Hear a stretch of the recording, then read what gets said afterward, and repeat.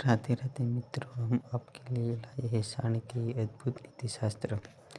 हमारा प्रश्न बहुत गहरा और जीवन से जुड़ा हुआ है। अगर कोई व्यक्ति आपको छोड़कर चला जाए तो चाणक्य नीति के अनुसार केवल भावनाओं में बहने की बजाय बुद्धि, आत्मसम्मान और आत्मनिर्भरता से काम लेना चाहिए। चाणक्य के विचारों से प्रेरित कुछ मार्गदर्शक इस प्रकार है। पहला, भावनाओं पर नियंत्रण रखना। चाणक्य कहते हैं कि क्रोध, दुख और मोह ये तीनों व्यक्ति की बुद्धि को कमजोर करते हैं। अगर कोई चला गया है तो खुद को टूटने न दें। पहले मन को स्थिर रखें। दूसरा, कारण को समझें। खुद से ईमानदारी से पूछें, क्या आपकी तरफ से कोई कमी थी या सामने वाला स्वार्थी था? जो सीख मिले उसे आगे जीवन में उपयोग करें। आत्मसम्मान बनाए रखें। चाणक्य नीति कहती है कि जो आपका मूल्य नहीं समझता उसके पीछे जाने से आपका मूल्य और घटता है। इसलिए बार बार मनाना या गिड़ना आपके सम्मान को कम कर सकता है। चौथा, खुद को मजबूत बनाए। अपनी शिक्षा, काम, धन और चरित्र पर ध्यान दें। जब आप मजबूत बनते हैं तो दुनिया खुद आपके पास आती है। चाणक्य का 5 मानिए। समय को अपना गुरु बनाए। हर अलगाव कोई न कोई सीख देता है। आज जो दर्द है वही कल आपकी ताकत बनेगा। चाणक्य का 6वां नियम, द्वेष नहीं, विवेक रखें। चाणक्य बदला लेने से ज़्यादा बुद्धिमानी से आगे बढ़ने पर जोर देते हैं। शांत रहकर अपने लक्ष्य पर ध्यान देना ही सबसे बड़ी जीत है। 4 में चाणक्य नीति कहती है, जो चला गया उससे जाने दो, जो रह गया है वह तुम स्वयं हो। खुद को इतना मजबूत बनाओ कि कोई भी जाना तुम्हें तोड़ न सके। अगर आप चाहे तो दूसरी कहानी भी लिख सकते। चाणक्य की बहुत और भी कहानी है, वो मैं सुनाता हूँ। अध्याय 1, टूटता हुआ विश्वास। पाटलिपुत्र के बाहरी हिस्से में एक छोटा सा गांव था, सुवर्णपुर। वहीं रहता था एक युवक, नाम था आर्यन। साधारण परिवार, सीमित साधन, लेकिन सपने बड़े। आर्यन का मानना था कि इंसान का सबसे बड़ा धन उसका विश्वास होता है। खुद पर और दूसरे पर हंसी। उसी गांव में रहती थी माया। माया की मुस्कान में ऐसी गर्माहट थी जो किसी भी ठंडे दिल को पिघला दे। आर्यन और माया का रिश्ता समय के साथ गहरा होता गया। दोनों एक दूसरे से सपनों में हिस्सेदार बन गए। पर समय कभी एक जैसा नहीं रहता। माया के परिवार को शहर जाना पड़ा। बड़े अवसर, नया जीवन, नया संसार। आर्यन वहीं रह गया, अपने खेत, अपना पिता और अपने अधूरे सपनों के साथ। शुरुआत में दोनों के बीच पत्र आते रहे, फिर संदेश कम होते गए। एक दिन माया का आखिरी पत्र आया। आर्यन, अब हमारे रास्ते अलग हैं।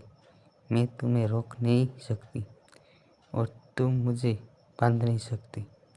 उस दिन आर्यन को ऐसा लगा जैसे उसकी आत्मा एक हिस्सा टूटकर जमीन पर गिर गया।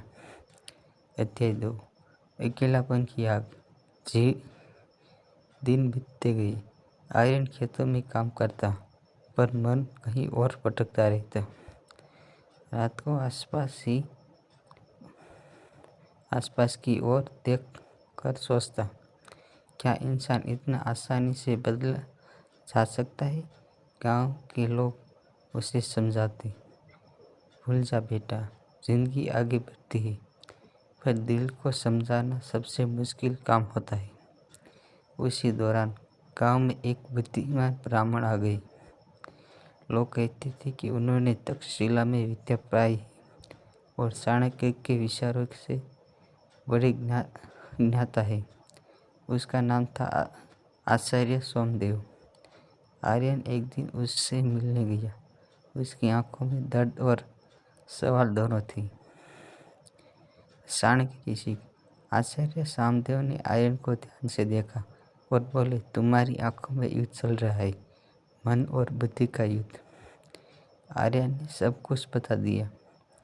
आचार्य मुस्कुराए और बोले, चाणक्य कहते हैं, जो व्यक्ति तुम्हारा मूल्य नहीं समझता उसके पीछे जाने से तुम्हारा मूल्य घटता है।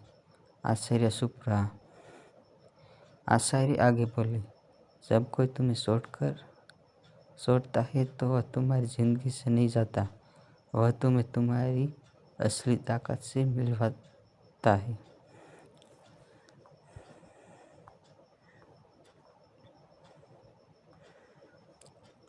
उन्होंने एक कहानी सुनी। एक राजा था।